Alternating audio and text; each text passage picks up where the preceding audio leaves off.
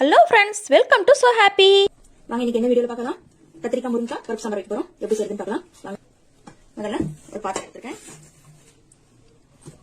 தக்காளி ஒரு 3 தக்காளி, பெரிய சைஸா இருந்தா 3 போதும், சின்னதா இருந்தா 4 சைஸ். அரைச்ச பேஸ்ட்டை இதுல சேர்த்திக்கோங்க. கொஞ்சம் தண்ணி சேர்த்திக்கலாம்.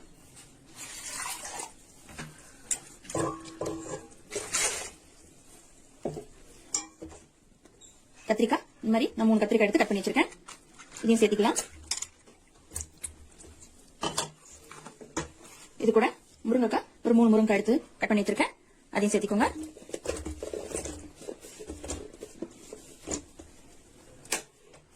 இது கூட சின்ன வெங்காயம் ஒரு 10 வெங்காயத்துக்குள்ள இந்த மாதிரி நீல வாக்குல கட் பண்ணி வச்சிருக்கேன். அதையும் சேர்த்திக்கோங்க.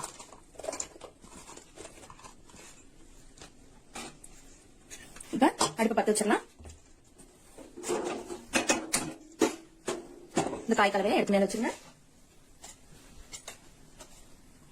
இந்த காய் வேகும் போதே நம்ம ஒரு ஸ்பூன் தனி மிளகாத்தூள் ஒரு ஸ்பூன் சேர்த்துக்கோங்க. இது தேவையான அளவு சாம்பார் பொடி நான் 1.5 ஸ்பூன் சேர்க்கிறேன்.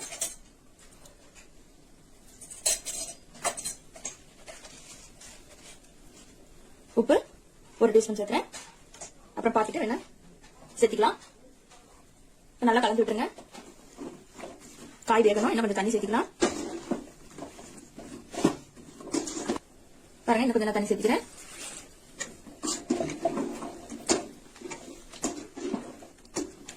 நல்லா பெரட்டி விட்டுட்டு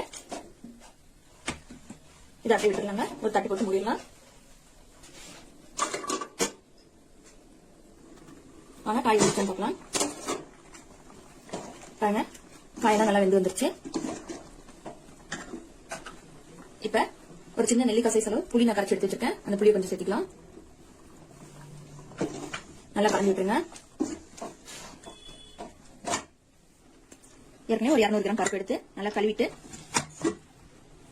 உப்பு, மஞ்சத்தூள், கொஞ்சமா விளக்கெண்ணெய் போட்டு நல்லா பூண்டு 2 பச்சை மிளகாய் போட்டு வேக வச்சு எடுத்து வச்சிருக்கேன். பாருங்க, இது இப்ப கடையணும் அவசியம் இல்லைங்க. நல்லா வெந்து வந்திருக்குது. அதனால இதை நம்ம கடை தேவையில்லை, அப்படியே போட்டுக்கலாம். அப்படியே சேர்த்திக்கலாங்க.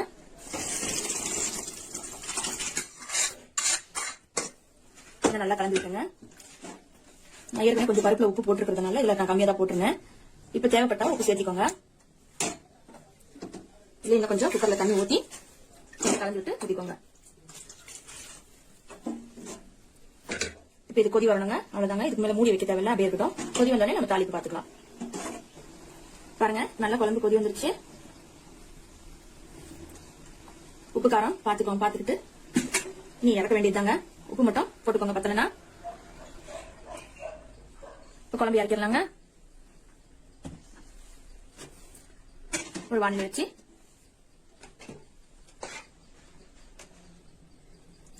எண்ணெய் ஒரு 3 டேபிள் ஸ்பூன் சேர்த்திக்கோங்க.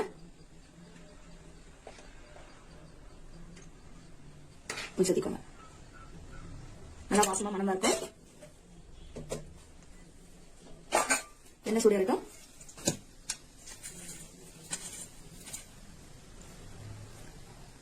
கடுகு கொஞ்சம் சேர்த்துக்கோங்க. 1/2 டீஸ்பூன்.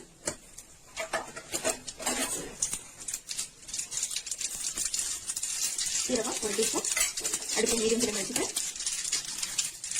நம்ம இந்த எடுத்து வச்சுட்டு சின்ன வெங்காயம் பாருங்க. சின்ன வெங்காயம் சின்னதாக இருந்தால் இப்படி முழுசா போட்டுக்கலாம். நான் கொஞ்சம் பெருசாக இருக்கிறதுனால இந்த மாதிரி 1-2 கட் பண்ணி வச்சிருக்கேன். அதையும் சேர்த்துக்கோங்க. சேர்த்து நல்லா வதக்கிடுங்க. அடுப்பு கம்மியாக வச்சு வதக்குங்க, இல்லைன்னா கரிஞ்சு வச்சுக்கிறோம். வெங்காயம் வதங்காது.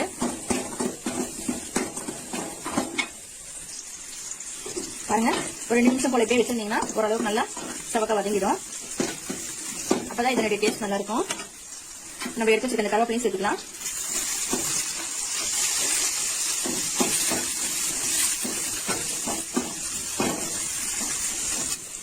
பாருங்க, இந்த அளவுக்கு சவக்க வதங்கி இருந்தா போதும்.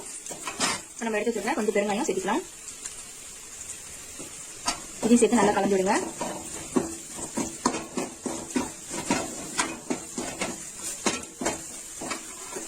அடுப்பு நேரம் வச்சு 2 செகண்ட் நேரம் வச்சிருந்து ஆஃப் பண்ணிருங்க. இந்த தாளிப்பை நம்ம குழம்பு ஊற்றிடலாம்.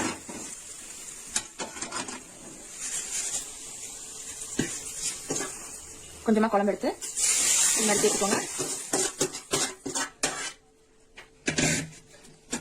அவ்வளவுதாங்க, நம்ம குழம்பு ரெடி ஆயிடுச்சு. இப்ப எடுத்து வச்சுக்கிற இந்த மல்லித்தலையும் தூவி விட்டுருங்க.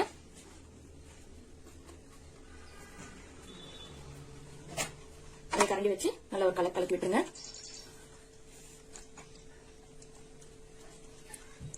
அவ்வளவுதாங்க, நம்ம குழம்பு பருப்பு முருங்கக்காய் கத்திரிக்காய் சாம்பார் ரெடி ஆயிடுச்சு. இதே மாதிரி நீங்களும் செஞ்சு ட்ரை பண்ணி பாருங்கள். இந்த வீடியோ உங்களுக்கு பிடிச்சிருந்தா லைக் பண்ணுங்கள், ஷேர் பண்ணுங்கள், கமெண்ட் பண்ணுங்கள். மறக்காமல் நம்ம ஸோ ஹாப்பி சேனலை சப்ஸ்கிரைப் பண்ணிவிடுங்க. தேங்க்யூ. மறந்துடாதீங்க.